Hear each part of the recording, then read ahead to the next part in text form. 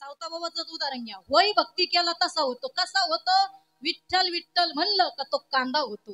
विठ्ठल विठ्ठल म्हणलं का तो रताळू होतो. विठ्ठल विठ्ठल म्हणलं का तो गाजर होतो, तो कारलं होतो, तो कोथंबीर होतो. महाराज म्हणतात, महाराज एका संताने एवढा अभिमान गाजवला, एवढा अभिमान माजवला का त्या सावता महाराजांना माळी असल्याचा किती अभिमान होता. आमची माळीयाची आमोची माळियाची दात, आमोची माळियाची दात, आमोची माळियाची दात, आमोची माळियाची शेताला उभा गायदार, शेताला उभा गायदार, आमोची माळियाची दात, आमोची माळियाची दात, शेताला उभा शेताला उभा माळियाची दात, आमोची माळियाची दात,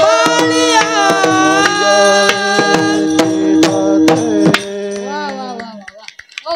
अरे जातीचा अभिमान होता सावता बाळांना, इतका अभिमान होता म्हणून आमची माळियाची जात. एवढा आनंद, एवढा आनंद, किती आनंद. आणि भक्ती केल्यावर काय होतं सांगू? ऐका, भक्ती केल्यानंतर तो कांदा होतो, मुळा होतो, कोथंबीर होतो, रताळू होतो, गाजर होतं, कारलं होतो. नाही अरे सावता बाबा नुसतं नांगरायला जरी घेतलं ना, ढेकळं जर निघले ना, त्या ढेकळा सुद्धा महाराज सावता बाबाला पांडुरंग दिसत होता. गाजर तोडायला गेले तरी गाजरात त्यांना मारा पांडुरंग दिसत होता. निस्ता पांडुरंगाचा हरी, श्री विठ्ठल हरी, पांडुरंग हरी, श्री विठ्ठल हरी. आता ऐका, भक्ती केल्यावर कसा होतो. आषाढी वारीचे दिवस होते आणि पंढरपूरला दिंडी चालली. आणि सावता बाबाला विचार आला, अरे आपल्याला जायला जमत नाही, आपल्या शेतातच भगवंताचा विठोबाचा मळा आहे, मग हे चालले याला आपण अन्नदान करू. सगळे वारकरी आपल्या वाडेवर वस्तीवर जेवायला बोलवले, पोट भरून अन्न दिलं. पण जेवण झाल्यावर वारेकरी बसले होते आरामाला. चांगलं सावता बाबांनी त्यांच्याकडे पाहिलं. अरे तुमच्या चेहऱ्यावर नाराजी दिसते. हा ना सावता बाबा, बघा ना तुमचा मळा किती फुलला हो. 2 वर्ष झाले सावता बाबा आम्हाला पाऊस नाही, साधा गव्हाचा कोंब सुद्धा शेतातून वर आला नाही. व सावता बाबा घरी अन्न लेकरं बाळ करतात. आपली लई सोय आता दिंड्यांमध्ये, पूर्वी काहीच नव्हतं महाराज. सावता बाबा खायला सुद्धा रस्त्यानं मिळत नाही. हाच निरोप घेऊन पंढरपूरच्या पांडुरंगाकडे चाललो. सावता बाबा लई वाईट वाटलं. म्हणे पांडुरंगाच्या आशीर्वादानं माझा मळा सावताचा यावर्षी लई फुलला आणि मला गहू लई झाले. आणि आपण किती के 2 पोरं, 1 पोरगी, 1 पोरगा, मी आणि माझी बायको आणि माझा पांडुरंग हरी. आणि पांडुरंग असल्यावर मला एवढ्या धान्याची काय गरज आहे. अरे सावता बाबा घरात गेले, आख्या दिंडीला बोलवलं आणि घे का टाक त्यांच्या झोळीत गहू, घे गहू का टाक त्यांच्या झोळीत गहू. दना दना दना अख्या वार करायला गहू वाटायचं चालू केलं. बायकोनं पाहिलं, धनी आवा धनी, पहिल्यांदाच एवढं धान्य झालं सावताच्या शेतात. आणि काय करता मालक, लेकरा बाळाच्या तोंडाचं काढता आणि यांना देता. धनी उग राहो माय, वाटू नका की. बायकोला म्हणे इकडे, काय म्हणलीस तू? म्हणे वाटू नका, आपल्या लेकराला ठेवा. सावता बाबाचे वाक्य इतके सुंदर आहे. बायकोला सांगितलं, ऐक ग आवले ऐक. सांगितलं सावता बाबांनी बायकोला, ए ऐक ना, अगं ही निर्जीव जमीन आहे, ही निर्जीव जमीन आहे. हिच्यात जर आपण 1 दाना टाकला तर पांडुरंगाच्या आशीर्वादाने आपल्याला हजारो दाणे मिळतात. हे वारकरी सजीव आहे. अगं यांच्या जोडीत जर आपण वंजुळभर दाणं टाकलं तर जगाचा पांडुरंग आपल्याला किती देईल ग. काय वाक्य आहे सावता बाबाचे. अरे एवढं बायकोनं ऐकलं. बायको अशी असावी, तिनं जे कमराला पदर खावला, येतो उलशी वंजुळ भरीत होते, हिनं धरकवत धरकवत. बायको अशी पाहिजे, वार मारतात. हा तुम्हाला सांगते, या सप्त्याला सगळ्यात जास्त वरांगण्या बायानी दिल्या असतील. खप्पा खप वरांगण्या, गडी तेलही चिकट देव ना. काल्याच कीर्तन देव ना, ती रात्री डाकात तुमच्या खिशावर पहा तुम्ही. देणार बाया माणसं लई भोळ्या महाराज. घरी पोटाला खाणार नाही पण सप्त्यात वरंगणी. महाराज आमचे 5 किलो तांदूळ घ्याव, महाराज आमचे 2 किलो. अरे लई भोळ्या बाया असतात, कामाला जाते रोजाना पण सप्त्याला वरंगणी देणार. अवारात सावता बाबाची बायको तो वाटीत होती, पोरग बी विठ्ठल आणि पोरगी बी आली, ती बी वाटू लागायला. अहो मोकळं. आणि हे लोकाला धान्य वाटी त्या पंढरपूरच्या वारकऱ्याला. गाव काय चांगलंय गाव. गाव लागलं ना हसायला.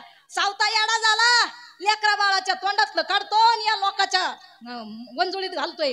कळतंय का सावताला? कळायला पाहिजे. अरे सावता वाटू नको रे, काय खाशील वर्षभर. सावता म्हणे याच्यातच माझा पांडुरंग आखो वाटलो, रास मोकळी झाली. आनंदानं सगळे वारकरी पंढरपूरला वाटी लावली. पण ऐका, पंढरपूरची वारी झाली आणि वारकरी रिटर्न गेली. आणि थुई थुई थुई थुई इतका सुंदर पाऊस चालू झाला, इतका सुंदर. आता सावता महाराज म्हणे आपलं नांगरून झालंय, सगळं आवरलंय, फक्त बी टाकायचंय पांडुरंगाच्या नावानं. पण बीज नव्हतं, कारण वाटून द्यायला होतं ना. आता काय करायचं? गेले गावात.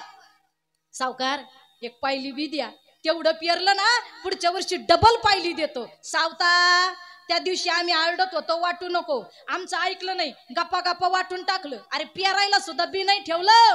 आता चाल आम्ही देणार नाही. सगळ्या गावात सावता बाबा हिंडले. पण एक खडूस कॅप्टन, खडूस माहिती आहे ना, खडूस गॅमचा खडूस कॅप्टन, ती टोळी सगळीकडे कार्यरत असते. ती शक्यतो तुम्हाला रिकाम्या पारावर बसलेली भेटते. एकाची तमुकू, दुसऱ्याचा चुनान, पंचिती तिसऱ्याच्या. एक कधी फटफटी गेली आणि तिच्यावर जर भाऊ भाऊ गेले ना. कोणाची गेली रे शांताराम फटफटी? हा का? ते शिंदे वस्तीवरचे होते काय?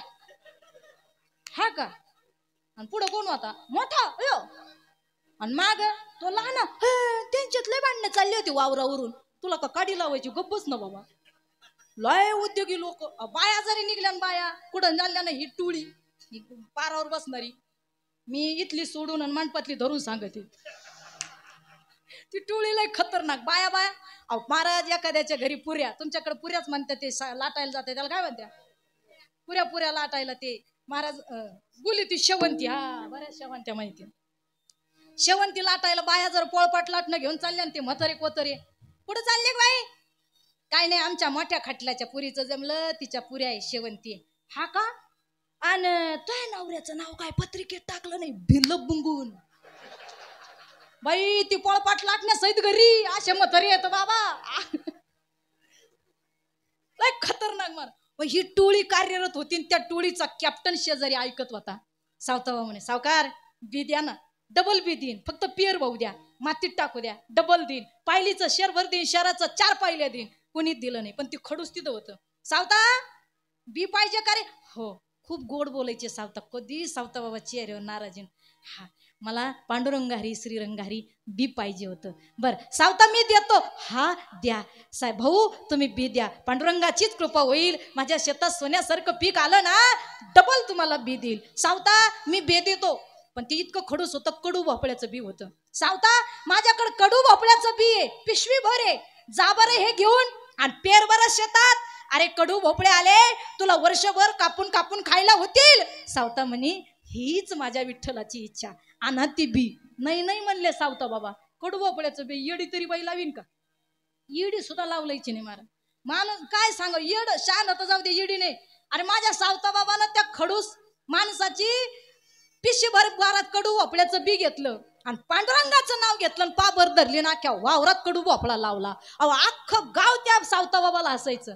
काय सावता बाबा कळतंय का? कडू भोपळे कुणी लावले का? आणि काय येईल त्याला? वेड्या झाले सावता बाबा, काही पेरतात. पण पांडुरंगाचं नाव श्री विठ्ठल पांडुरंग हरी, श्री विठ्ठल हरी पांडुरंग हरी मूठ धरली, पांडुरंगाचं नाव घेतलं. अरे कोंब फुटायला लागले. कोंब फुटता फुटता अख्ख्या वावरात येल झाले. अरे आशे भोपळे सावता बाबाच्या वावरात लागले. एक एक भोपळ्यात पंचकृषीतला हनुमानगावचा, धानोऱ्याचा, सोनगावचा, आनापाडीचा एक एक माणूस बसल एवढे भोपळे लागले. हो तुम्ही चरित्र वाचा, त्या चरित्रात एक एक भोपळा असा, एक माणूस बसन असा. एक दिवस सावता बाबा भोपळे पाहून, पांडुरंगा माझी शेती किती फुलली रे तुझ्या नामानं, विठ्ठल नामाची शाळा भरली. काय सांगा, इतका आनंद झाला. पांडुरंगा काय भोपळे दिले रे, अख्खं गाव सावता बाबाचे भोपळे पाहिजे. पण ते कडूही त्यांना कोणीच नेत नव्हतं. कडूही त्यांना कोणीच नेत. आणि एक दिवस भाजीलाच काही नव्हतं आणि बायकोने आरोळ दिली, अहो आज भाजी करायची, भाजीला काहीच नाही. बरोबर बरोबर मी करतो सोय. सावता बाबांनी पांडुरंगाचं नाव घेतलं. श्री हरी विठ्ठल पांडुरंग विठ्ठल. पांडुरंगा पांडुरंगा पांडुरंगा तुझ्या आशीर्वादानं मळा फुलला. आज पहिलं पीक आहे, पहिला भोपळा मी घरी नेणार. सावता बाबा गेले, इळ्यानं भोपळा कापला. पण पांडुरंगा तुझ्या आशीर्वादाने नेतो, आता याचं काय करायचं.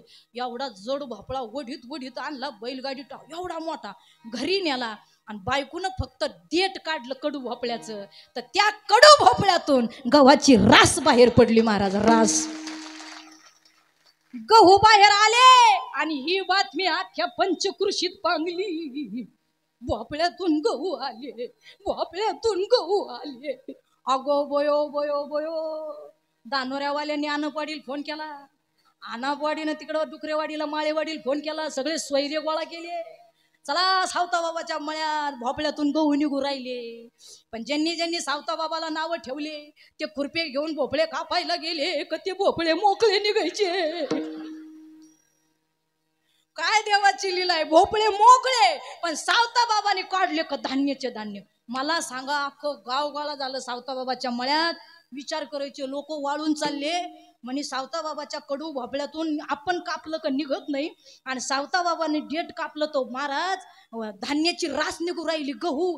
असं वर्ल्ड मध्ये कुठं उदाहरण नाही, कडू भोपळ्यातून गहू निघले. अहो इतकी बातमी पेरली, इतकी पेरली, इतकी पेरली. त्या काळच्या राजाला शेजारच्या कळालं, त्यावेळेला दुष्काळ होता. सावतानं काय माळा फुलवला का कडू भोपळ्यात एक एक माणूस बसन एवढा भोपळा, त्याच्यातून दाणे निघू राहिले गहू. राजा सुद्धा आला आणि भक्तीवर वेडा झाला. अरे गावातल्या लोकांना हेच टेन्शन, सावता बाबाला राहायला घर नाही, एक एक भोपळा एवढा, एक माणूस बसन एवढा, आणि त्याच्यात गहू केवढे. मग हे भोपळे सावता बाबा ठिवीन पुढं, दाणी ठिवीन पुढं. गाव निम्म वाळून गेलं त्या टेन्शन मध्ये.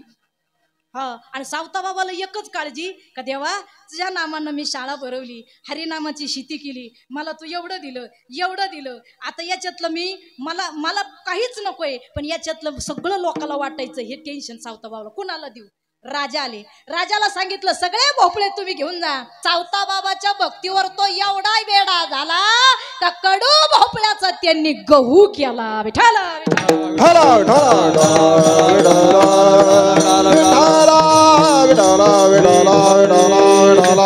असे ते मग होय भक्ती केला तैसा. मग आपण भक्ती करा ना सावता बाबाची, होय भक्ती केला तैसा आहे. लागतो भक्ती करायला बी हुशार लागतो. विठाला